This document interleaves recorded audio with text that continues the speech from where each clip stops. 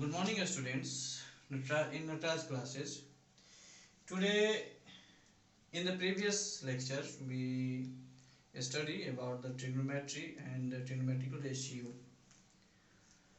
Trigonometry is totally defined. Trigonometry is the branch of mathematics. We are going to study measurement of angle and related the angle problem. We have six trigonometric ratio: sine, cos, tan, cos, sec, cot.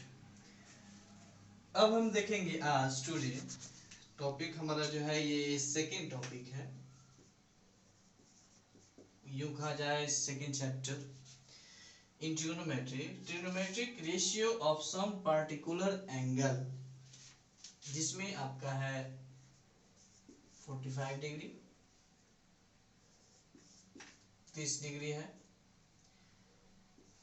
0 degree है, 0, 30, 45, 60 and इसमें हमें ये तीन देखना है।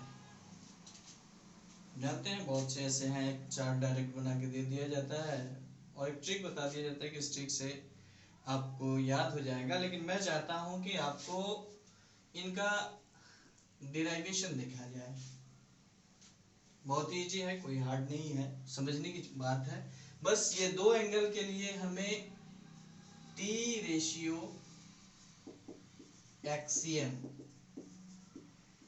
ये axiom जो है माइंड में रखिए, एक्सियम क्या है, व्हाट इज एक्सियम। तो एक्सियम एक ऐसा है यूनिवर्सल ट्रूथ माना जाता है कि इसे हम यूनिवर्सल मान लेंगे कि 0 डिग्री एंड 90 डिग्री का जो आपको एंगल बताया जाएगा वो आपको याद कर लेना, सपोज कर लेना है। बाकी जो आपका दो या तीन एंगल हैं 30 डिग्री, 45 डिग्री एंड 60 डिग्री, इसका हम डेरिवेशन देखेंगे।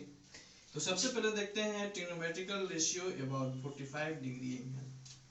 तो हमारे पास एक राइट एंगल ट्रायंगल है और राइट एंगल ट्रायंगल होगा तो मान लेते हैं पी क्यू एंड आर, और एंगल मान लेते हैं ये थीटा है, जैसे हम लोग थीटा लेते हैं। अब यहाँ पे जो हमारा थीटा है वो 45 डिग्री है, ये है 90 डिग्री। तो ये जब हमारा हो जाएगा 45 तो ये भी हो जाएगा 45, यानी जो हमारा ट्रायंगल हुआ वो कैसा ट्रायंगल हुआ, isosceles right angle triangle, that is here angle P is equal to angle R 45 degree. So we can say triangle PQR is an isosceles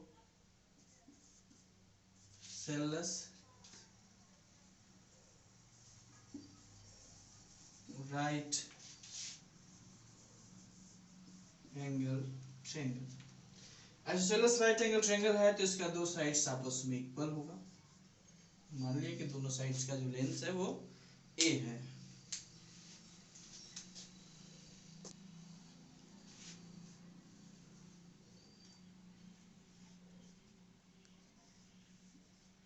तो हमारे पास P एंड B मिल गया, P and B। So we have P is equal to A units and B is equal to A units, दोनों का length equal है। So right angle triangle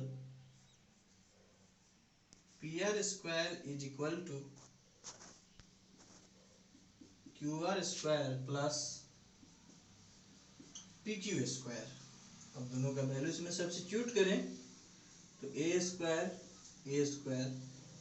ये हमारा हो जाएगा 2a स्क्वायर, और यहाँ है PR square, there implies PR is equal to root under 2a square, यानी इसमें से a हमारा क्या हो जाएगा, बाहर हो जाएगा। यानी हमारे पास तीन चीज तीनों मिल गए। यानी ये जो डिस्टेंस है वो आपका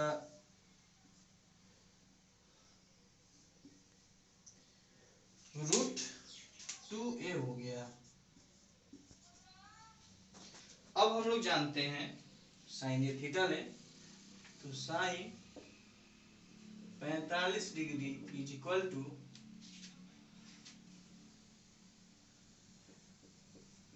PQ बाई PR। हम जानते हैं क्या होता है P by H, where P is the perpendicular। ये P और ये P दोनों में फर्क है। ये हमारा परपेंडिकुलर नोटेशन है और ये P एज ए वर्टेक्स है, ये दोनों सेम नहीं है। ये P is a perpendicular and this is the hypotenuse. इसको लिख भी दिया जाए तो P हमारा हो जाएगा H और हाइपोटेन्यूस जो है वो हमारा √2a। a से a कैंसिल हुआ, दैट मीन्स 1/√2। अब इसमें आए तो जो cos 45 है ये हमारा b बाई एच होगा, बेस बाई हाइपोटेनियस। लिख दे सीधा सीधा, बेस बाई हाइपोटेनियस। ये हो जाएगा हमारा b और इसे हम लोग h डिनोट करते हैं। तो जी हमारा b हमारा है बेस है आपका ये भी a लेंथ का, और उससे पहले हम लोग लिख लें QR by PR। There implies a by √2a cancel हुआ, आया 1/√2। tan 45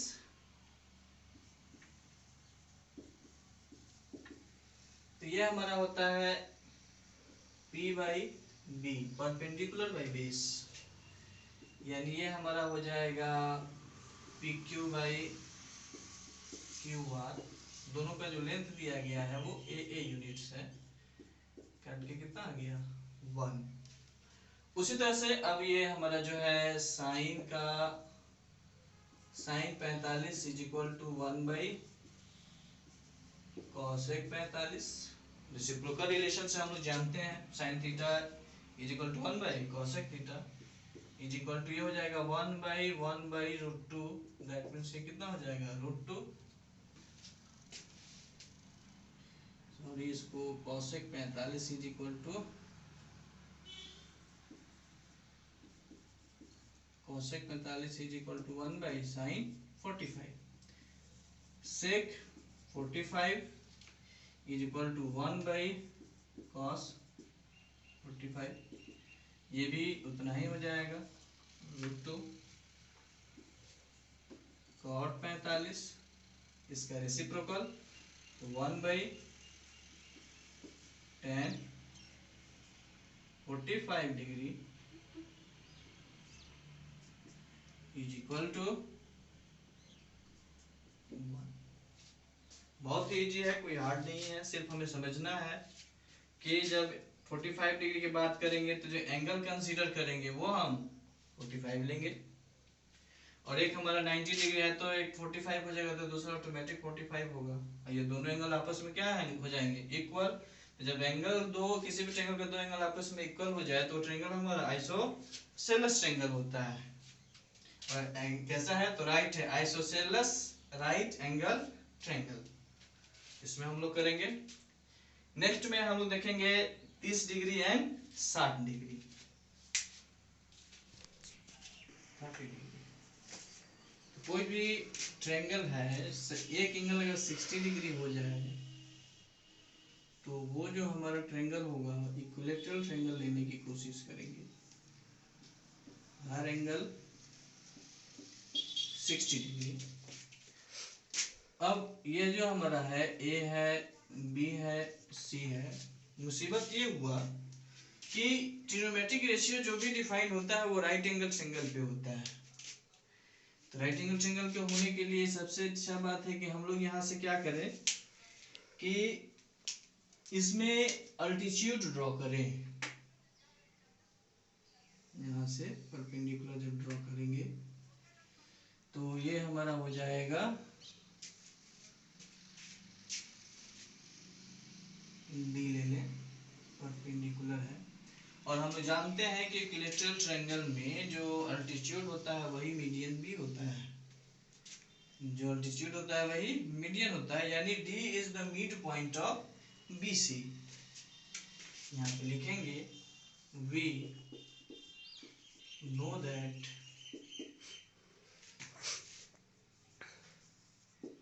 median and altitude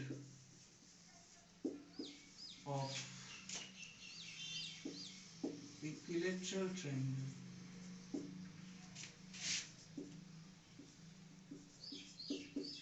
both are same. That is, D is the midpoint of BC. हम इक्वेटर ट्रायंगल लिए हैं तो हम लोग जानते हैं कि इसका एक लेंथ होगा, लेंथ हम लोग पार्टिकुलर 2a लेंथ लेंगे, हर एक साइड जो होगा वो हमारा 2a लेंथ का होगा, और d मिड पॉइंट्स है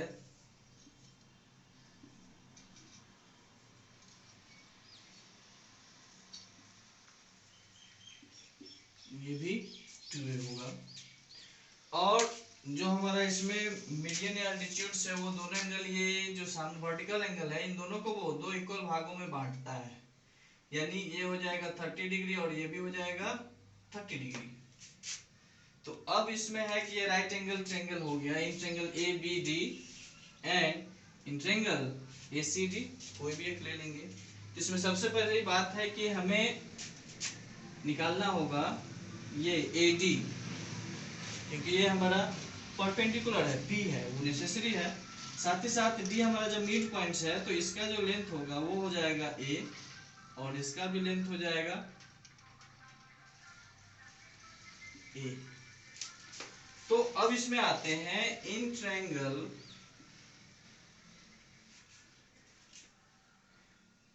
ADB, ADB को अगर हम यहाँ ड्रॉ कर लें, ये हो जाएगा A, D और B।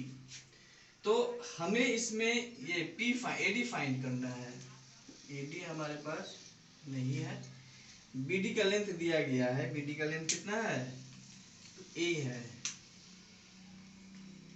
BD का लेंथ A है। और जो हमारा हाइपोटेनियस है, longest sides is hypotenuse, this is the 2A because this is the sides of equilateral triangle। तो अब इसको हम सॉल्व करेंगे by the help of Pythagoras theorem. We know that here P हमें फाइंड करना है इक्वल टू P है, B is equal to we have B जो कि हमारा BD है वो कितना है A, एंड हाइपोटेनियस वो है आपका AB 2A। तो हम लोग जानते हैं, we know that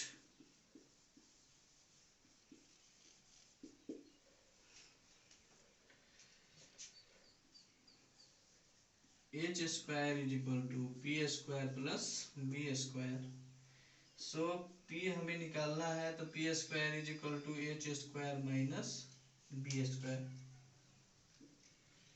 H square minus B square, there implies P is equal to root under H square minus B square। अब इसमें H और B का वैल्यू पुट कर दें तो H बराबर है 2A square minus A square, B हमारा जो बेस है वो है A square, that means 4A square minus A square, there implies 3A square, there implies root 3A। ये हम लेंगे, ये हमारा हो गया P। तो अब जो हमारे पास हुआ, we have P is equal to root 3A, right. and B is equal to A and hypotenuse is equal to 2A. 2A। तो अब हम ले हमारा जो एंगल B है वो कितना है 60 डिग्री है। फिगर में आप देखें इसमें जो B है वो हमारा 60 डिग्री है और A जो है वो हमारा 30 डिग्री है। तो we take the angle B, we consider the B 60 degree को हम लोग लेंगे, take 60 degree, then trigonometrical ratio will be sin 60। तो इसके सामने वाला साइड जो होगा वो हमारा P होगा, यानी P by H, there implies sin 60 is equal to P हो जाएगा हमारा √3A और H है हमारा 2A 2A। That means sin 60 का जो वैल्यू होगा वो √3/2 and cos 60 B by H, there implies cos 60 degree is equal to B हमारा जो है वो है A और हाइपोटेन्यूज जो है 2A 2A, तो A से A कैंसिल हो गया 1/2। 2 उसी तरह से tan 60 P by B, तो P हमारा है √3A 3A और B है A, A से कैंसिल हो गया, ये √3 हो गया। अब हम जानते हैं कि cosec, we know that cosec 60 sec 60 and cot 60 are reciprocal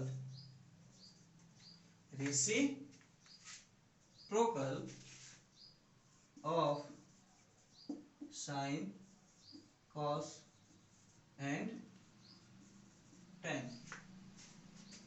that means cosec 60 is equal to 1/sin 60, यानी इसका उल्टा तो ये हो जाएगा 2/√3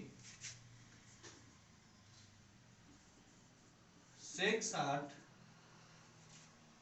1/cos 60, अब इसका उल्टा तो ये हो जाएगा 2 एंड cot 60 तो 1/tan 60, यानी √3 है तो 1/√3। ये हमारा था 60। अब इसी में से हम लोग 30 भी ले लेंगे, 30 भी ड्राइव कर सकते हैं। कैसे? तो यहाँ पे जो ऊपर वाला जो एंगल है आप उस फिगर में देखेंगे, एंगल बी ए डी, ये जो एंगल है हमारा, नहीं करेंगे, ये जो एंगल है वो हमारा 30 डिग्री है। तो अब हम एज ए वी टेक, इसे इरेज करना होगा। नाउ वी कम हियर, अब हमें निकालना है trigonometric ratio, T ratio of angle 30 degree. So take theta is equal to 30 degree, यानी एंगल ए। अब यहाँ पे जो हमारा थीटा है वो है एंगल ए 30।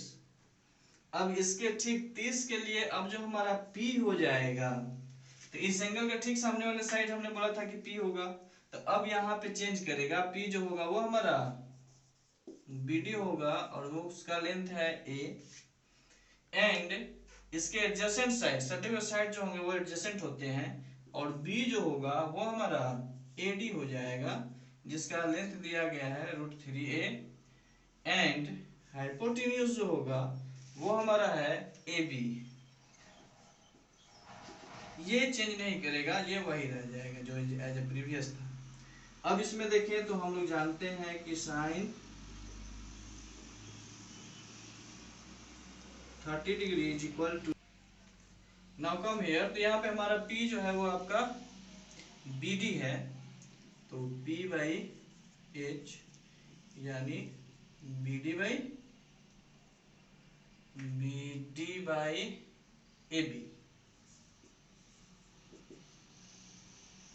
तो BD का लेंथ कितना है, P का लेंथ A है और BD हमारा है √2A 2A ए बी है वो 2a है, तो ए से कैंसिल होगा, ये हो जाएगा 1/2। 2 अब इसमें आए कॉस 30, तो ये होता है b/h। H बी हमारा है वो आपका है ए डी, और हाइपोटेनियस जो है फिर वही रह जाएगा ए बी। तो A D by A B, तो ए डी का लेंथ हो गया आपका √3/a, √3a 2A 2a, तो a से कैंसिल हो गया √3/2। एंड cos 30 है, इसके बाद आएगा हमारा tan 30, ये हो जाएगा p/b। B तो p हमारा है a, यानी B D by A D, यानी √3A 3a, यानी 1/√3। And other trigonometrical ratio cosec जो होगा इसका ठीक होगा, तो इसको हम लिख सकते हैं कि direct cosec 30 is equal to h/p। 2 तो h/p हो जाएगा, तो ये हमारा सीधे सीधे हो जाएगा 2 सेक 30 2/√3 h/b, इसका प्लॉट दीजिए 2/√3। एंड cot 30 जो होगा इसका ठीक उल्टा हो जाएगा, √3A तो 1/tan30 यानी √3। तो इस तरह से स्टूडेंट्स हम लोग भिन्न जो है आपके 60, 30 एंड 45 के बारे में जाना। अब इसमें हमारे पास रह जाता है आपका एक एंगल है 0 एंड 30, 0 एंड 90। तो 30, 45 एंड 60, बाकी जो टी रेशियोस बच गए वो है आपके पास 0 एंड 90 डिग्री। तो इसको आप लोग एज ए क्लास 10 सीधे सीधे याद रखेंगे कि T ratio axiom of 0 degree, तो sin 0 0, cos 0 1, tan 0, तो हम लोग tan बराबर जानते हैं कि sin 0/cos 0, तो ये हो जाएगा 0/1 यानी 0। अब इसमें हम लोग जो बाकी जो है वो है आपका है cosec, sec cot cot। तो cosec 0, sec 0 एंड cot 0, तो 1/sin 0, cosec बराबर 1/sin 0 यानी 1/0, दैट इज इसको लिखेंगे नॉट डिफाइंड। sec 0 1/cos 0, तो 1/1 equal to 1 cot 0, तो 1/tan tan 0, तो 1/0, तो ये भी क्या हो जाएगा not नॉट defined। डिफाइंड। कहीं कहीं आपको उसमें भी दे देता है, अनडिफाइंड भी लिख देता है, अनडिफाइंड।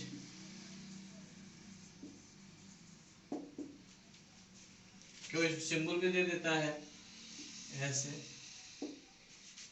तो ज्यादातर आपको यही मिलेगा, नॉट डिफाइंड या अनडिफाइंड, ये बहुत कम जगह मिलता है। तो ये था हमारा T ratio axiom of 0 degree. Next है टी रेशियो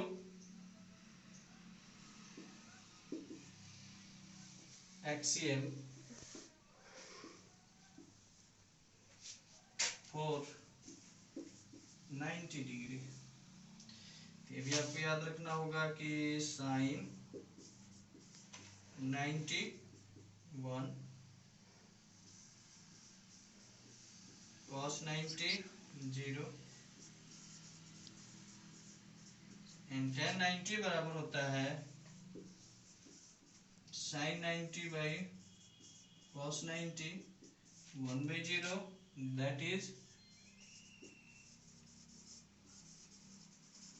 नॉट डिफाइंड। अब ठीक इसका उल्टा हमारा हो जाएगा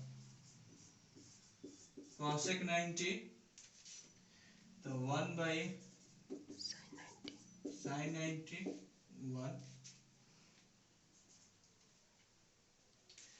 sec 90, तो 1 बाई cos 90, 1 बाई 0, यानी लिखेंगे नॉट डिफाइंड डिफाइंड या अनडिफाइंड।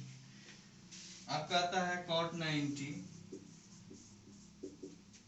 तो अब इसको हम लोग ये हो जाएगा आपका cos 90 बाई sin 90, यानी 0/1 हो जाएगा जी 0। सर। टेबल में अनडिफाइंड का सिंबल ही रहता है सर, सिंबल भी डाल दीजिए।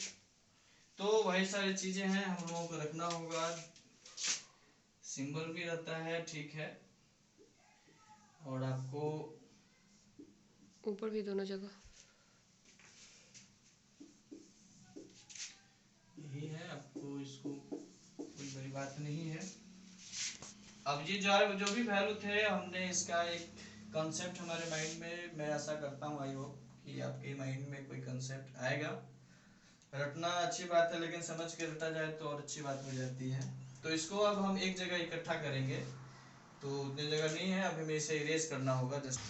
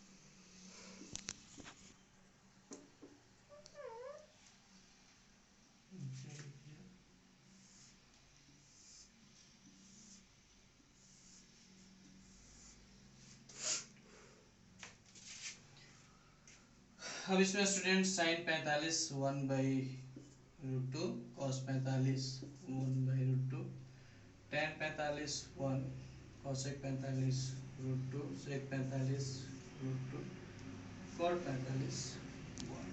हाँ शुरू कर दे। देखेंगे स्टूडेंट्स, जो हमने वैल्यू निकाला था साइन 30 का, तो 1/2, कॉस 30 √3/2, टेन 30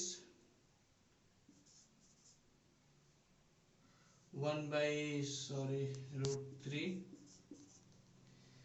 कॉसेक 30 तो इसका उल्टा 2, सेक 30 तो 2/√3, कॉट 30 तो tan का उल्टा, ये हो जाएगा हमारा √3। इसमें हमने बताया ही साइन 60 में हमारा हो जाएगा आपका 3/2, 1/2,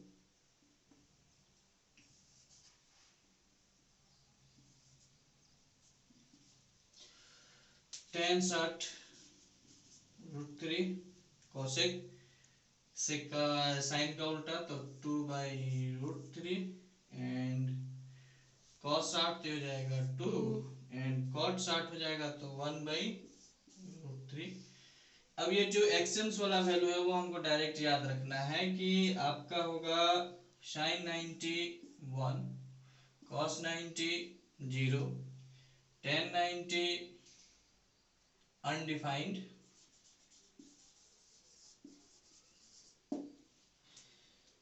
cosec 90 1, sec 90 undefined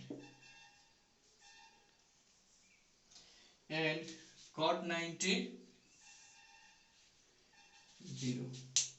तो जहां जहां जो हमारा रेड जोन है वो आपको याद रखना होगा। ये है आपको, ये है, फिर आपको यहाँ है अनडिफाइंड। तो ये आपका टेबल है, कोई हार्ड नहीं है, बहुत इजी है, आप एक से एक दो बार लिखेंगे। और मेथड भी है जो कि कोचिंग में बताया भी जाता है, जनरल कोचिंग में, कि आप साइन 0 है तो उसको लिखे, उस पर 0 लिख दें, 1 लिख दें, 2 लिख दें, 3 लिख दें, 4 लिख दें और इसे 4 से डिवाइड कर दीजिए। ठीक है, और इसका स्क्वायर रूट निकाल लीजिए।